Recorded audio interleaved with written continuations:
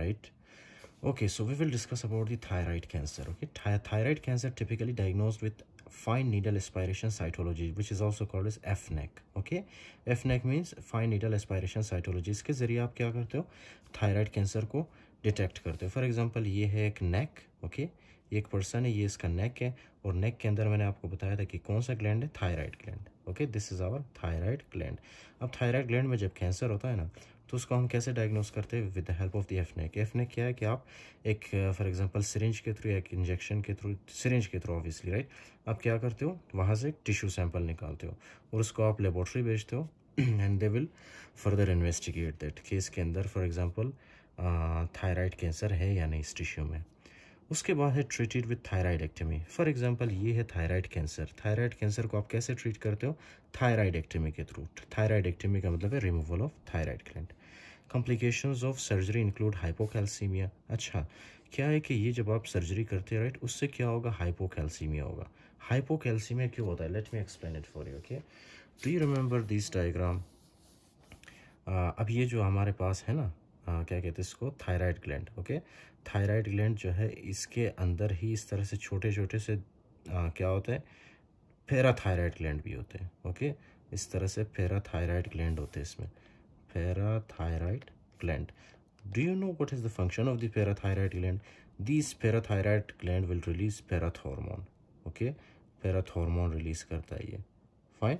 अब ये पैराथॉर्मोन का काम क्या है, पैराथॉर्मोन का काम ये ना कि जब ब्लड के अंदर फॉर एग्जांपल कैल्शियम की कमी होती है, ये क्या करता है, जाके हमारे बोन्स से, ओके, हमारे बोन्स से जो है कैल्शियम को निकाल के हमारे ब्लड के अंदर ले आता है. ओके, बोन्स से कैल्शियम को निकालता है और कहाँ पे ले आता है, हमारे ब्लड सर्कुलेशन के अंदर, राइट. इसी तरह से फॉर एग्जांपल ये जाके क्या करता है, जीआईटी के ऊपर एक्ट करके, जीआईटी को क्या करता है, जीआईटी को स्टिमुलेट करता है कि मोर एंड मोर कैल्शियम हमारे फूड से रीअब्जॉर्ब करे. फिर यही कैल्शियम आगे जाके कहाँ पे आता है, हमारे ब्लड वेसल्स में. फाइन. तो एक किस्म से ये जो पैराथॉर्मोन है ये क्या करता है, हमारे ब्लड के अंदर कैल्शियम के लेवल को रेगुलेट करता है, कैल्शियम की डेफिशिएंसी होने नहीं देता. Simple.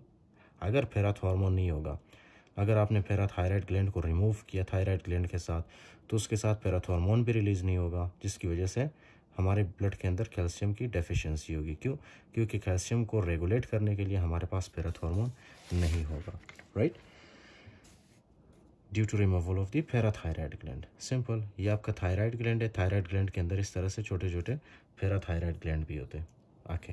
Transaction of recurrent laryngeal nerve during ligation of inferior thyroid artery leads to dysphagia and dysphonia.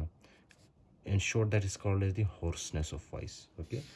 मैंने आपको बताया था कि ये जो आपका थायराइड ग्लैंड है, जब आप इसकी फॉर एग्जांपल थायराइडेक्टमी करते हो, राइट, जो आर्टरीज आप फॉर एग्जांपल उसको लाइगेट करते हो, तो उसमें चांसेस होता है रिकरेंट लैरिंजियल नर्व डैमेज होने का एंड सुपीरियर लैरिंजियल नर्व. इन दोनों नर्व्स के डैमेज होने के चांसेस बहुत ज़्यादा है. अगर आपने रिकरेंट लैरिंजियल नर्व को डैमेज किया, so that will lead to hoarseness of the voice. Okay, including dysphagia, difficulty in swallowing and dysphonia, difficulty in production of sound. An injury to the external branch of the superior laryngeal nerve, which I told you, okay, during ligation of the superior thyroid vascular pedicle, may lead to loss of tensor, usually noticeable in professional voice users, right? So when you discuss about the papillary carcinoma, okay, papillary carcinoma, इसमें क्या होता है, it is the most common type of the thyroid cancer.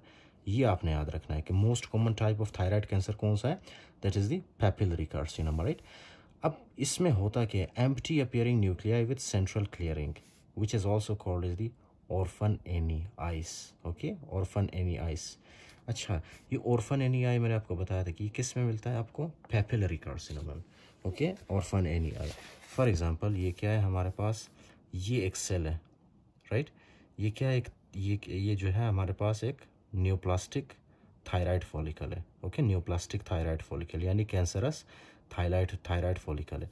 अब इस cancerous thyroid follicle में से मैंने एक सेल के अंदर, जब मैं इस सेल के अंदर फॉर एग्जांपल जब मैं देखता हूँ ना, तो उसमें क्या है कि प्रोटीन और डीएनए का कॉन्सेंट्रेशन बहुत ही कम होता है, बहुत ही कम प्रोटीन और डीएनए होता है इसमें, जिसकी वजह से प्रोटीन और डीएनए हमें नज़र ही नहीं आता.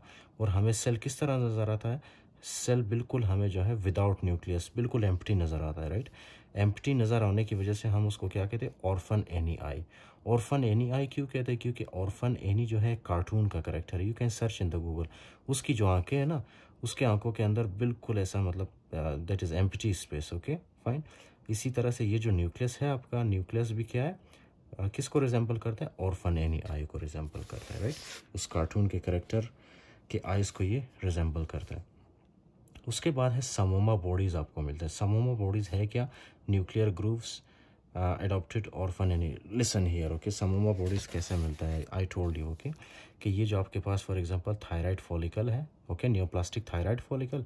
अब इस न्यूप्लास्टिक थायराइड फॉलिकल के अंदर क्या होता है कि कैल्शियम की डिपोजिशन होती है इस तरह से, ओके, रिंग लाइक। इसको हम क्या कहते हैं, कॉन्सेंट्रिक कैल्सिफिकेशन होती है, इसको हम कहते हैं समोमा बॉडीज़। किस चीज़ से बनता है समोमा बॉडीज़, कैल्शियम डिपोजिशन की वजह से, राइट। ओके, तो ये होता किस वजह से, इंक्रीज रिस्क विथ रेट और पीटीसी रीअरेंजमेंट एंड ब्राफ म्यूटेशन और चाइल्डहुड इरेडिएशन। अगर आपके पास एक हिस्ट्री आया चाइल्डहुड इरेडिएशन का, ओके, इंक्लूडिंग थायराइड कैंसर, तो आपने गेस करना है कि that is papillary carcinoma, right. Most probable diagnosis the papillary carcinoma. अच्छा, क्या हमने पढ़ा, चाइल्डहुड। अच्छा, मैंने आपको बताया था कि कुछ म्यूटेशंस होते हैं, जैसे कि RET, राइट।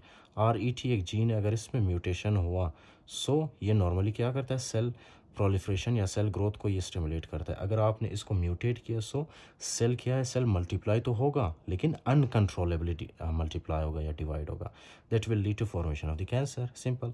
अब इसमें क्या है कि थायराइड पेपिलरी कार्सिनोमा में क्या होता है, ये जो आपके पास रेट जीन है ये पीटीसी जीन के साथ दोनों मिल जाते हैं।